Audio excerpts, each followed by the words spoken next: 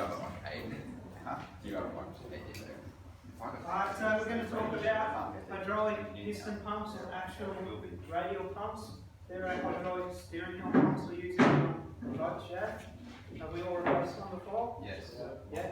Common problems will go in them. Seals at the front. Right. There's what's called a H3, H4, and now there's an H5 out there, the newer model. The H3, you've actually got to pull the unit apart to replace the front seal when it goes. Okay. When they went to a H4, H5 unit, you can actually just undo the two caps at the front, replace the seal, makes it a much easier job on this. But they are what we call a piston pump with a swash plate in them. Okay. They do have an angle one as well, but the pistons inside, when we do our practical, you find out there's anywhere from 5 to 10 of the pistons. They run in here. There's a check valve, spring, and another check valve and a spring. The check valves are just little ball bearing. There is actual roller bearings at the front and at the back which hold them. Okay. The fluid, when you're topping them up, it can be quite nasty to top up too. We've all done our hose, hanging position. You need like 6 guys to do it, otherwise it makes a hell of a mess, especially if there's carpet under there or deep floor. We've been through those millions of times. Normally the brand you use is called Hydrodrive. BOA sell it. There's another supplier somewhere that does it. But a very robust unit. Occasionally you do find they get notchy.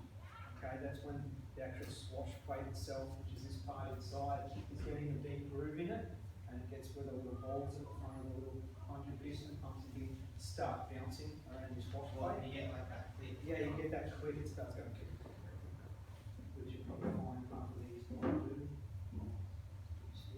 But specified oil only in these. Okay, it's normally clear oil from Hydrodrive. You can't muck around with that oil. It's not the red hydraulic fluid.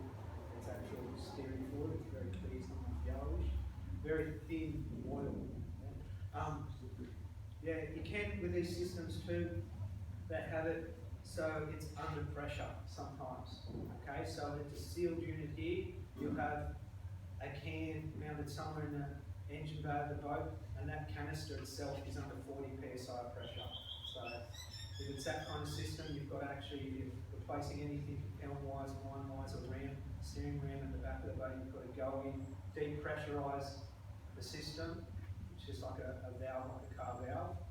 Let the pressure out, then you can change your components, put it back together, then you get it pump it up to 40 psi again to put the fluid under pressure.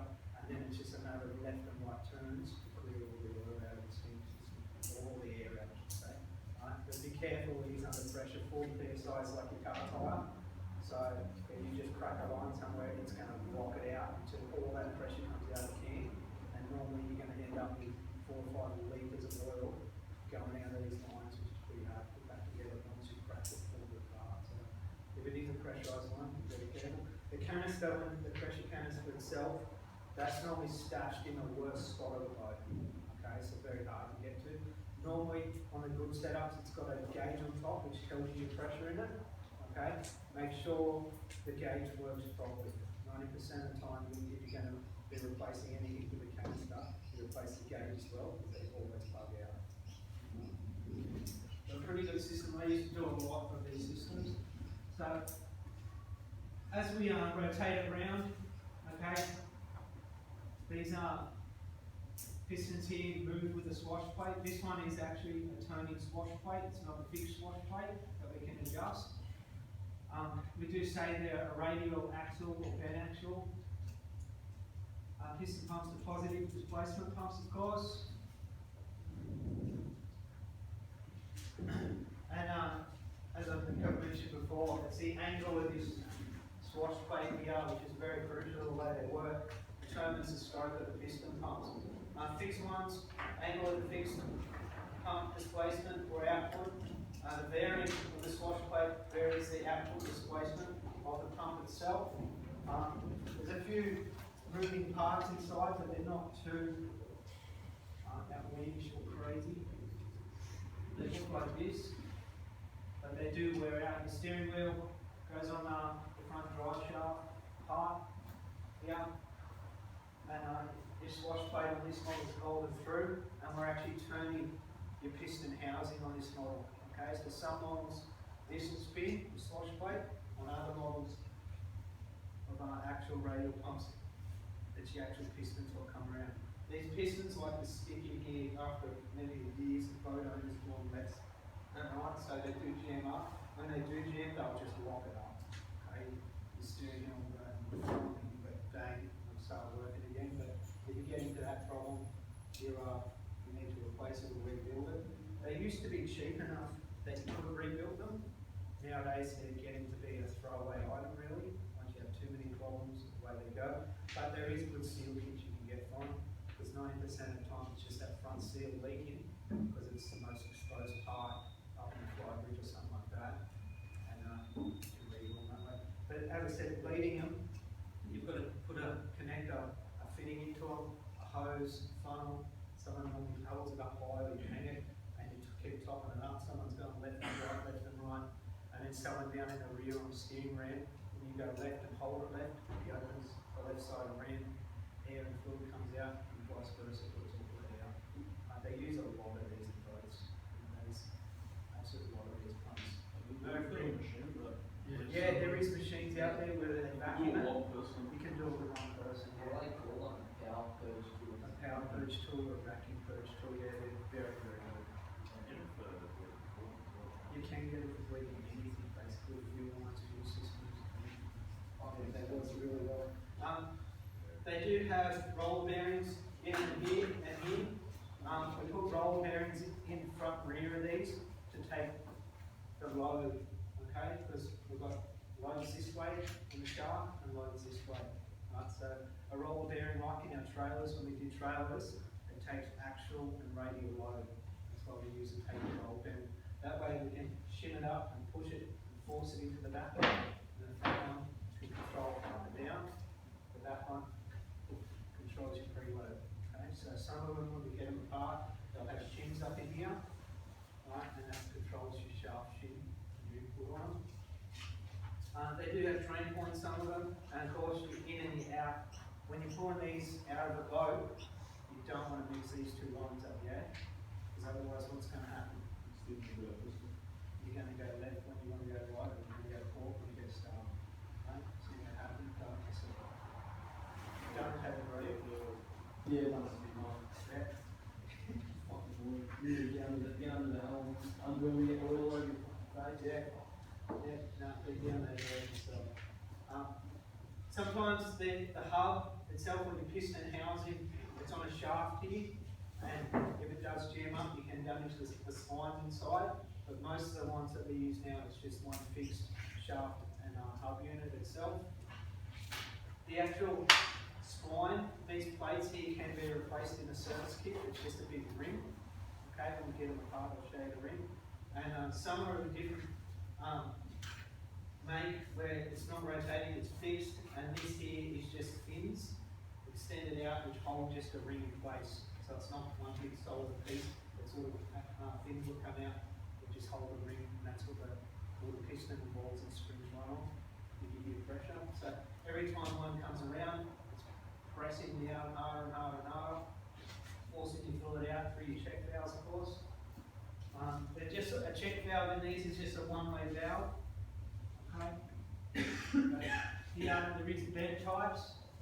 Okay, so same principle. It's just running at an angle, because in some boats the steering wheel's here up the top, up in a fly bridge where a more smaller sports cruiser is down in front of you. That's more of a straight steering wheel. So you use your different types. There is extension kits that you can buy for them, because on some boats you can't fit this up at the front of the dash. They need a fair way past the dash, so they'll bolt this unit past the dash, have an extension kit bolted to your front of your dash, and then your steering wheel on the other side with like the box kit. That's a beautiful, sexy rubber boot. That way it does give you that adjustment still in your steering wheel. We've got a adjustable one. Yeah. For your The helm, like we've got adjustable helms. yeah, and it's got the button at the bottom. Yeah. Yeah, that's basically an extension piece which goes on the front. So it's the same helm, Yeah. and it's an adaptation kit that runs about there. And it's just got a lever, and it's just a, well, it's got like a car universal joint. It's a little bit of jig to it. Oh. Yeah, those things get pretty notchy sometimes. Yeah, I've replaced a lot of those too. Yeah. I used to like when you replace that and get your new rubber boot, and you'd always hit them up for the nicest carbon fibre looking steering wheel you could find in the grocery shop. You'd go, "Look at this one, whatever it's called." Your variable one, so when we're talking about variable, we're changing the pitch of this wash plate pad. It is front loaded, but then we can control it with hydraulic pressure. Okay, so this one's normally built into a system where it's got your catchment can in it, and the catchment can's under pressure, and it's got 40 psi in the catchment can. We can use an outlet on that can, which is fed up to the back of the steering helm, and you have a controller of some sort, normally a manual valve, or a left and right, and we can feed pressure in here to actually adjust the steering pressure. Okay, so you can make it super light, like butter, one finger, or you can harden it up so it gets pretty stiff and you've actually got to turn. Okay, when you use those in race boats, in big offshore power boats, so they like to have adjustable steering pressures. So if it's a really smooth day, they would really soften up the steering, right, so they can play around with the boat. If it's hard weather, they'll harden up the steering so the boat, they can get off and off the actual steering wheel a little bit, and the boat won't move around too much. The steering wheel's not going to drag itself around. Big fishing boats have it as well, where it's adjustable, so they will point in the direction they want. Sometimes if the old ones, if they don't have an autopilot holding it and adjusting the steering for it, they'll tighten the steering control helm right up and it'll keep the boat directed to where they want to go. Right? But nowadays you can integrate into this system as well, which is autopilot. Okay, so GPS on the dash, at the back, 12-volt assist pump, okay, which is plugged into your system. GPS goes, boat's coming off course, 12-volt assist pump, the pump fires up, pushes your steering wheel one way. As a one or another? Exact same way. Yep. Same way. Yep. Yeah, it's pretty cool units. Yeah. Actually not much to it. Your drum's down the bottom here, so this one here is what we call the drum. Okay, that is what all the pistons are in. It rotates around most of the time.